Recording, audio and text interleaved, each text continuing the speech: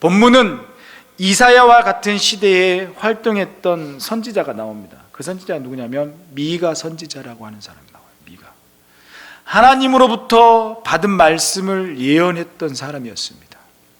본문의 예언은 아주 복잡하게 얽혀져 있습니다. 우리 인생이 복잡한 것만큼이나 복잡하더라 이거예요.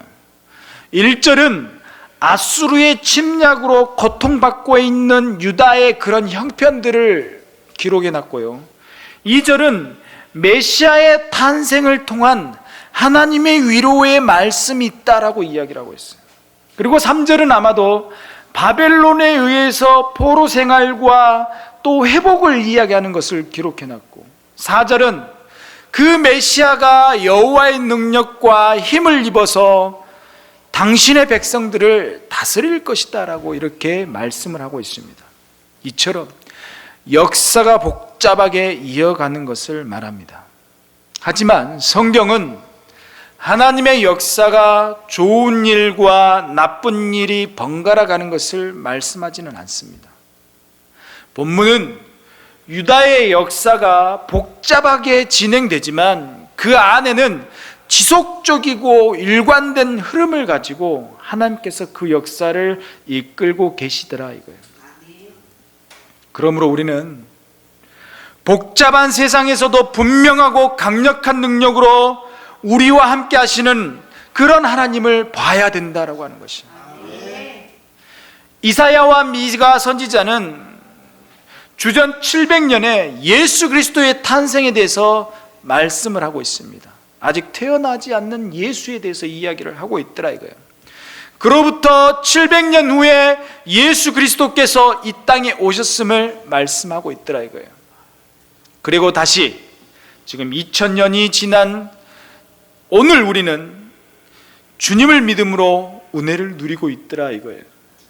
여기서 우리는 무려 2700년의 간격을 두고 하나님께서 일관되게 역사를 이끌고 계심을 알게 되어집니다. 그러므로 그리스도인의 삶은 세상 사람들의 삶과는 다른 가치관을 가지고 살아야 된다라고 합니다. 하지만 그리스도인은 내일에 대한 하나님의 약속이 오늘의 삶에 영향을 미친다라고 합니다. 내일에 대한 확실한 약속을 붙들고 살기 때문에 오늘의 삶에서 변화가 가능한 것이다 라고 하는 것입니다. 그렇기 때문에 하나님께서 우리 인생을 붙들고 계신다는 것을 믿고 살아갈 때 우리는 여러 가지 어려운 일들을 만나도 흔들리지 않게 되더라 이거예요. 이런 믿음의 비밀은 세상이 알 수는 없는 것입니다. 하나님을 믿는 믿음은 오늘 우리의 삶을 굳게 붙들어 줄 것이다라고 하는 것이, 이런 믿음이 우리의 삶에 채울 수 있도록 또 세워질 수 있도록 간절히 소원하는 여러분들 되시기 바랍니다. 아멘. 오늘 2절에 보니까 베들레헴 에브라다야라고 오늘 이렇게 하고 있습니다. 그 말은 뭐냐? 베들레헴 에브라다에서 예수님이 태어난다라고 하는 것이. 안타깝게도 여기에 있는 이 잘생긴 목사님은 베들레헴을 가보지를 못했어요. 왜냐? 베들레헴은 가자 지구에서 이렇게 지키는 동네라 함부로 못 들어가요. 각서를 쓰고 들어가야 돼. 내가 들어가다 죽어도 괜찮다. 그렇기 때문에 여러분들을 만나서 목회를 해야 되기 때문에 저는 못 들어갔어요. 각서를 못 썼어요. 그래서 베들레헴을, 예루살렘에서 멀리 그냥 베들레헴을 쳐다보고만 왔어요. 갔어야 됐는데, 예수님이 거기서 태어난 장소를 한번 보고 왔어야 됐는데 안타깝더라고요.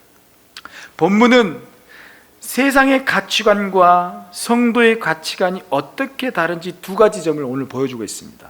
베들레헴 에브라다야.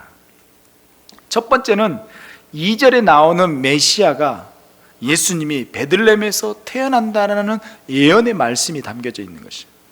베들레헴의 인구는 몇 명이냐? 1000명도 안 사는 아주 작은 도시였습니다. 아주 작은 도시.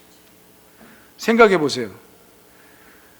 전라남도 고흥 금산에서 대통령이 나온다. 환장하죠. 우리 동네에 대통령이 나왔다, 안 그래요? 저 신안에서도 대통령 나왔다고 거기 다리도 놔줘버리고 막 그러잖아요, 안 그래요?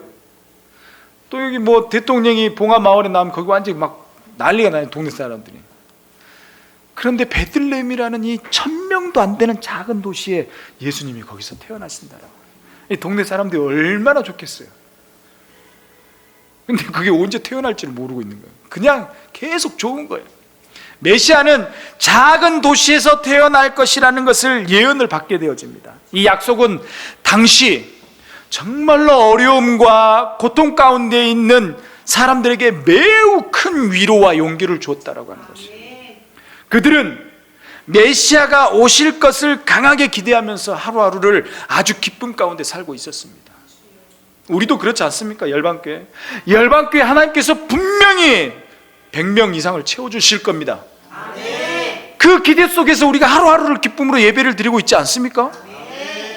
하지만 다른 어떤 사람들에게는 그렇지 않았다라고 하는 것이, 아주 기쁨 속에 있었던 사람과 반대적으로 있었던 사람들이 있었다라고 하는 거예요. 예수님이 태어나실 때 팔레스타인을 다스리던 사람이 누구였냐면 헤로드 왕이었다라고 합니다. 메시아가 태어난다는 소리에 동방 박사들로부터 그 소식을 들었습니다. 베들레헴의 메시아가, 즉 왕이 태어난다라는 것이에요. 내가 여기 왕으로 여기 있는데 또 다른 왕이 태어난다라는 소식을 들으면 여러분 어때요? 마음이 언짢잖아요. 그래서 이 헤롯은 베들레헴과 그 주변의 2살 이하의 모든 어린아이를 죽여버렸습니다. 이렇게 같은 사건을 놓고 서로 다르게 반응을 보이는 것은 무엇 때문입니까? 메시아의 탄생은 사람들을 완전하게 두 부류로 나눠버렸다고 하는 거예요. 여러분, 그렇다면 이미 우리에게 와 있는 예수님, 그리고 앞으로 오실 예수님은 여러분들에게 있어서 기쁨으로 다가옵니까? 아니면 나의 마음을 언짢게 하는 것으로 다가옵니까? 그렇죠. 이왕이면 우리에게 있어서는 예수 그리스도의 탄생이 기쁨으로 다가와야 된다라고 하는 거예요. 두 번째는 4절에 보니까 땅끝까지 미치는 예수 그리스도의 사역에 대해서 이야기를 하고 있습니다. 4절 하반절에 보면 이제 그의 사역이 창대해져서 땅끝까지 미칠 것이다 라고 이야기를 하고 있습니다. 메시아의 통치가 예루살렘과 유다 지역에만 한정되지 않는다라고 이야기를 하고 있습니다. 전 세계 모든 민족에게 미칠 것이다 라고 하는 거예요. 지역적 경계와 민족적 장벽을 초월할 것으로 이야기를 하고 있습니다. 이런 말씀은 시편 2편 8편과 말라기 1장 11절, 창세기 12장에서 수없이 여러 번 반복해서 말씀을 하고 있습니다. 이 예언은 주전 예수님이 태어나기 700년 전에 예루살렘이 아수르에게 포위가 되었을 때 선포되어진 것입니다. 정말로 대단하지 않아요? 하지만 당시 사람들이 이 말씀을 이해할 수가 있었을까요? 몰랐죠. 하나님의 나라가 예루살렘과 유대 지역을 넘어서 이방 민족들에게까지 전파될 것을 이해하기라는 것은 너무나도 어려웠던 것이다라고 하는 것입니다. 무엇이 문제였을까요? 그것은 바로 유대주의적 배타성 때문이었다라. 유대주의적 배타성 때문. 그들의 배타적 신앙이 하나님의 놀라운 역사와 은혜를 경험하지 못하게 한 것이었다라고 하는 것이에요. 혼란스러운 역사 속에서 하나님의 역사를 의식하고 안다라는 것은 결코 쉬운 일이 아닙니다. 자신이 서 있는 입장에 따라 메시아의 오심에 대해서 다르게 반응할 수밖에 없고, 자기들의 배타적인 신앙으로 인해서 하나님의 역사를 깨닫지 못하게 되는 것이다 라고 하는 것이에요. 예수님은 땅끝까지 사역을 이뤄 가시는 분이십니다. 복음이 그 베들레헴에 머물렀다면 아직까지도 우리는 예수 그리스도에 대해서 몰라요. 그렇지만 복음은 역사의 모든 환경들을 이용해서 오늘날 우리가 예배드리는 이 자리까지 오게 되었다라고 하는 거예요. 이게 하나님의 놀라운 은혜라고 하십니다. 세 번째는 5절에 보니까 예수님 어떤 분이시냐? 평강으로 오시는 예수다라고 이야기하는 거예요. 우리는 어떻게 역사 가운데 오시는 예수 그리스도를 만날 수 있겠습니까? 5절에 보면 이 사람은 평강이 될 것이라. 여기 있는 목사는 여러분들에게 있어서 기쁨이 될 것이다. 이건 이단이 되어버리는 거예요. 이단들이 그렇게 이야기해요. 내가 메시아다. 우리에게 기쁨이 되고 우리에게 평강이 되는 것은 오직 예수밖에 없습니다. 여기 있는 목사도 여러분에게 평강이 될 수 없어요. 이 말씀은 우리에게 매우 중요한 점을 가르쳐주고 있더라 이거예요. 메시아 곧 예수 그리스도께서는 평강으로 오신다라고, 평강을 가져다 주는 분이다라고 하는 거예요. 평강을 가져다 주는 분이 아니라 그분 자체가 평강이다라고 하는 거예요. 돈이 많은 사람이 결혼을 하려고 하면 쉽게 배우자를 찾기 어렵다라고 합니다. 그 이유는 상대가 자기를 사랑하는 것인지 아니면 자기의 소유한 재물을 사랑하는 것인지 쉽게 알기 어렵기 때문에 그렇다라고. 어쩌면 우리도 예수님을 그렇게 사랑할지도 모른다라고 하는 것이. 우리는 예수님을 사랑합니까? 아니면 예수님께서 주신다고 하는 약속, 축복을 사랑하는 것이 아닙니까? 우리는 교회 나와서 예배 드리는 것이 그냥 그 자체로 좋은 것입니까? 아니면 교회 나와 예배를 드리면 하나님께서 무엇인가 우리에게 주실까라는 그런 기대 속에 여러분 나오고 있지 않습니까? 한국에서는 성탄절이나 연말 연시가 되면 선물을 많이 주고받습니다. 어떤 분의 고백입니다. 누군가가 자기 집에 선물을 가지고 와서 초인종을 눌렀다라고 합니다. 문을 열고 오신 분을 영접을 했는데 그분의 손에는 선문 보따리를 가득 들고 있었다라고 합니다. 대화를 하면서 이 사람의 시선이 그 사람의 얼굴을 향하는 게 아니라 자꾸만 손에 있는 그 선물을 향해서 시선이 가더라 이거예요. 즉, 그 사람보다 그 사람이 가지고 온 선물에 더 관심을 갖게 된 것이다라고 하는 거예요. 우리는 예수 그리스도를 인격적으로 만나야 하는 것입니다. 인격적 관계가 형성돼야 된다라고 하는 것이.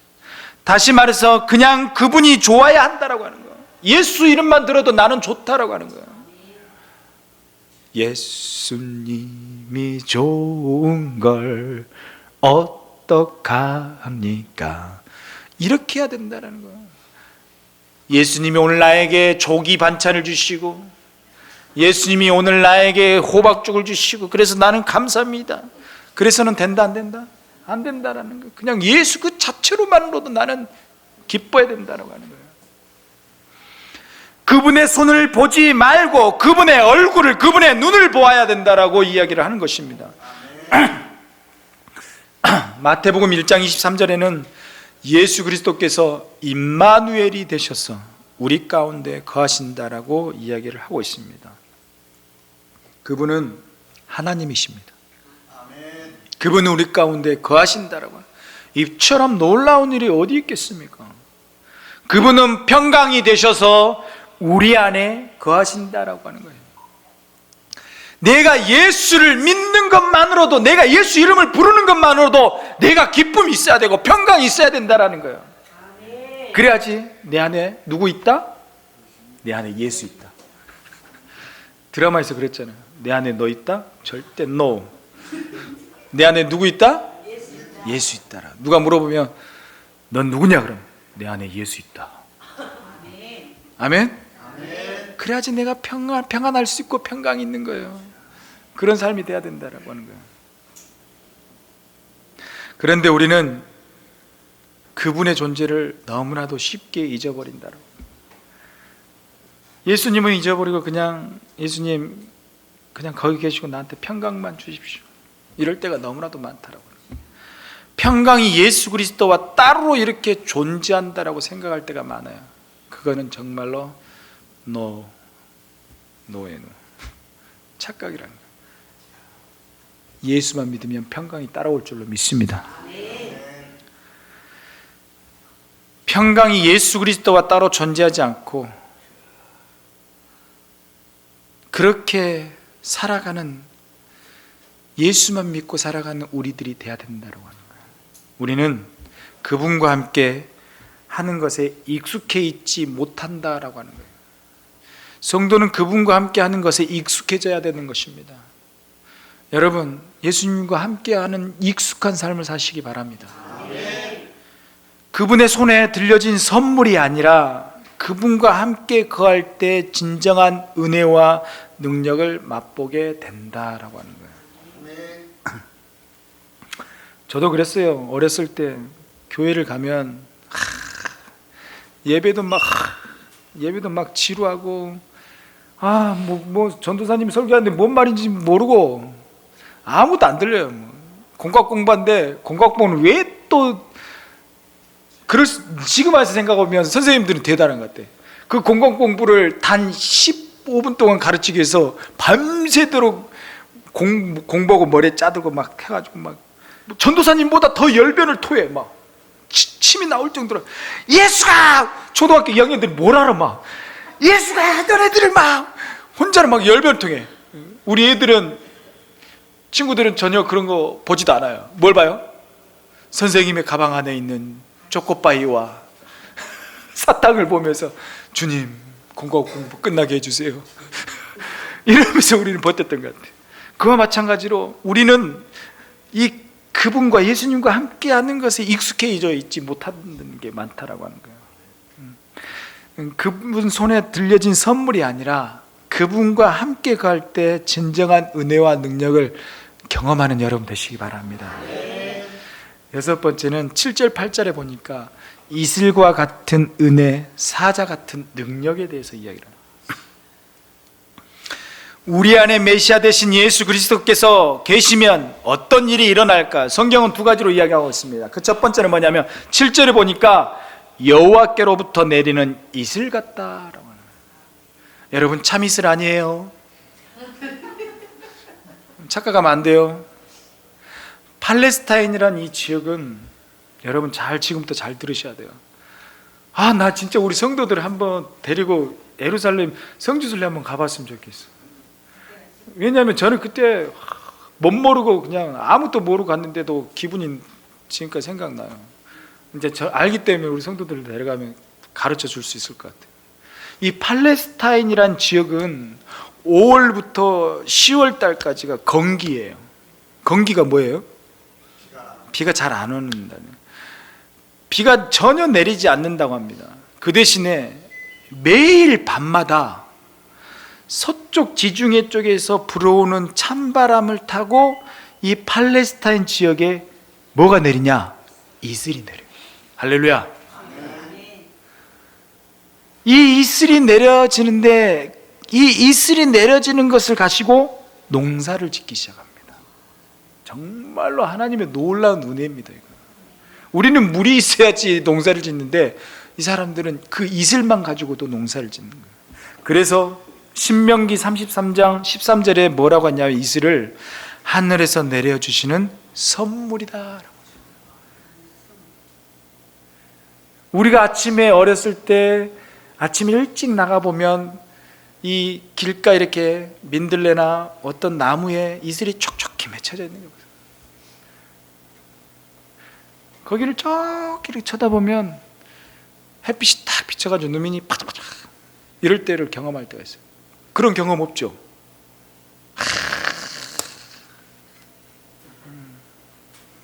그림이라도 그렇게 보세요. 이 이슬은 인간의 노력과는 전혀 무관하다고.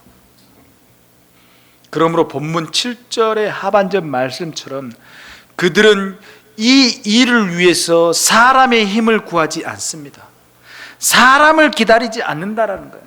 하늘로부터 온 하나님의 선물을 통해서 농사가 풍요해지고 풍성함을 경험하기 때문이다라고 하는 것이에요. 하나님께서는 오늘도 그렇게 우리의 삶과 교회를 풍성하게 하십니다.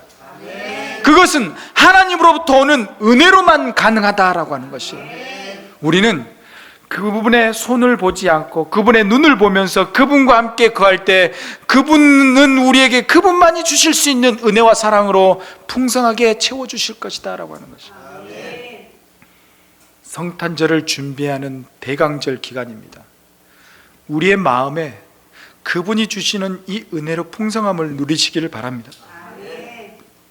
그리고 8절에는 하나님의 백성을 뭐라고 이야기하냐면 수풀의 짐승들 중에 사자 같고 양떼 중에 젊은 사자 같다라고 이렇게 말씀을 합니다. 이것이 바로 두 번째 축복인 것이에요. 첫 번째 축복은 뭐죠? 하나님이 내려주시는 선물이 있다라고 하는 것이. 두 번째는 오늘 이 말씀을 8절에서 이야기하는 7절과 8절은 교회의 완전한 양면성을 보여주고 있습니다. 앞에서 본 7절은 성도와 교회를 풍성하게 하고 소성케 하겠다는 단비를 약속하신 것이라고 하는 거예요. 그렇기 때문에 우리 교회는, 우리 성도들은 하나님께서 우리를 풍성하게 만들 거라는 그 단비와 같은, 이슬과 같은 은혜를 줄 거라는 선물을 기대하면서 우리는 예배드리면 되는 거예요. 그리고 8절은 뭐냐? 복음으로 세상을 정복하는 강한 사자와 같은 능력을 우리에게 줄 거라는 약속이라는 거예요. 교회는 항상 세상으로부터 공격을 받게 되어 있다라고 하는 거예요. 고난과 박해, 손해를 보고 때로는 순교를 하기도 한다라는 거예요. 신학적으로 공격을 받고 물리적인 박해를 받기도 합니다. 교회는 때로는 세상의 조롱거리가 되기도 합니다. 그러나 하나님께서는 당신의 자녀들을 양떼 중에 어떤 것과 같이 젊은 사자와 같게 하신다라고 하는 거예요. 지난 2000년 동안 복음은 그렇게 우리에게 전해져 왔습니다. 이것은 하나님으로 인한 것이며 우리의 힘으로 한 것이 절대 아니다라고 하는 것이에요. 그렇기 때문에 오늘 우리는 7절, 8절 말씀에 행복함을 누려야 되는 것이에요. 7절은 교회와 성도들에게 하나님이 주신 선물이 있다라고 하는 것이에요. 8절은 이 복음이 전하지도록 나를 젊은 사자와 같이 세울 것이다. 아멘. 권사님, 다리가 아프다고 걱정할 필요 없어. 오늘 이 말씀을 믿고 가면 힘있게 걸어갈 수 있다. 그러면서 마지막에 뭐라고 해야 하냐? 따라합시다. 주님의 사랑에 머물러라. 물론 오늘날 교회가 여전히 부끄러운 모습도 있지만 이제 교회가 주님의 은혜를 누리는 교회로 세워져야 한다라고 하는 것입니다. 이 대강절을 맞아서 주님의 은혜가 임하는 역사가 필요합니다. 그러기 위해 우리는 그분만을 만나야 된다라고 하는 것이, 그분이 가져다 주시는 선물이 아니라 그분 자신을 만나야 된다라고 하는 것이에요. 그분이 내 안에 머무셔야 하고 그분을 사랑하고 그분이 좋고 그래서 그분과 함께 대화하는 은혜가 우리 안에 필요하다라고 하는 것이에요. 무언가에 쫓기듯 그렇게 살아오던 우리의 삶을 잠시 내려놓고 조용히 그분과 대화할 수 있는 여유를 갖는 여러분 되시기 바랍니다. 그것이 주님 안에서 우리의 삶을 더욱 풍성하게 하는 것이다 라고 하는 것이죠. 그 안에 거할 때 주님께서 우리의 삶을 풍성하게 하실 것입니다. 그런 은혜가 가득하기를 축원합니다. 축원합니다. 기도하겠습니다. 하나님 아버지, 감사를 드립니다. 오늘 말씀처럼 이스라엘을 다스리고 또한 우리에게 하늘에서 내려주실 그 선물과 또 우리를 젊은 사자처럼 강하게 하셔서 늘 끊임없이 예수 그리스도의 복음을 전하기를 원하게 하시는 아버지 하나님, 우리가 이 말씀을 믿고 살아가도록 우리를 붙들어 주시옵소서. 예수 그리스도 이름으로 기도드리옵나이다. 아멘.